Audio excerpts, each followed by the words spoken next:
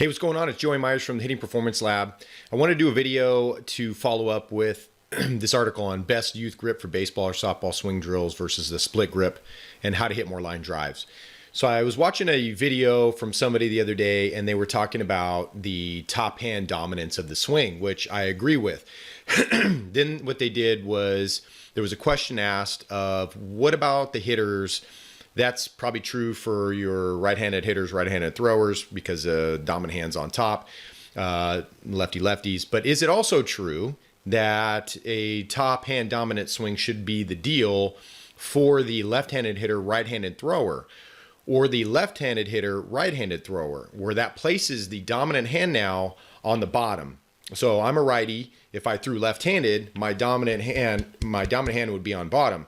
And this particular individual who agreed with the top hand dominant swing for righty, lefty, when posed that question said, well, what we need to do now for those hitters that are crossed hitters, right-handed hitter, left-handed thrower, left-handed hitter, right-handed thrower, is that we need to get them to use that dominant hand, their strength, and teach them how to swing dominant with the bottom hand, which I don't agree with at all.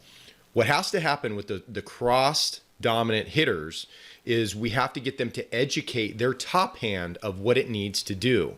It's not that we need to take the strength, which is their dominant hand that's on bottom, and teach it to swing bottom hand dominant for the reason that the hand closest to the barrel is controlling the barrel.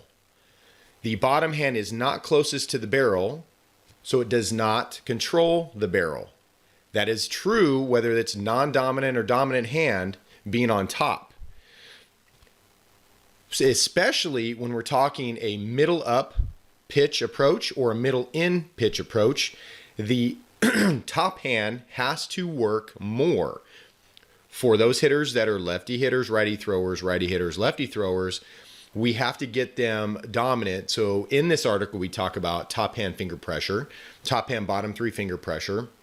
I'm not going to go into that in this video. It's more to clear up the idea of which hand is more dominant.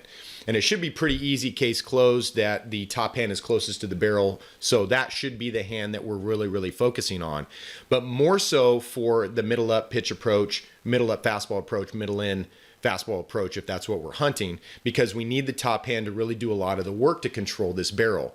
As Bobby Bonds told Barry back in the day, that it's easy to swing up. You have to perfect your downswing. That is very true for middle up and middle in pitches. So really, we have to be very disciplined with that top hand, middle up and middle in pitches. Middle down and middle away pitches, not so much, but we still need to control the barrel with that top hand. You're much stronger to take the top hand and come across the body than it is to take the bottom hand and come across and away from the body. We want to use the hand that comes across. Now, this was something that was brought to my attention back in the day when I was fooling around with finger pressure. And what I was doing, what I was teaching it before, was taking both hands and like I'm trying to break the handle between. And it was something that I picked up in the book, The Golfing Machine, by Homer Kelly. I think it was Homer Kelly. And that was something I picked up from him. He was an aeronautical engineer for Boeing at the time, and he took those principles, those engineering principles, and applied them to the golf swing.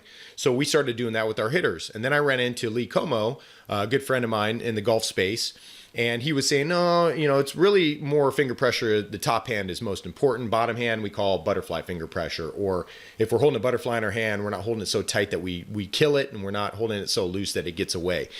So we want kind of a medium grip there, like the Goldilocks golden rule. It's the top hand, bottom three that we're really working with here. So whether it's a right-handed hitter, left-handed thrower, left-handed hitter, right-handed thrower, or righty, lefty, that top hand needs to be the dominant hand in the swing using finger pressure. Or if we're going to use a split grip type of thing, then we're doing that.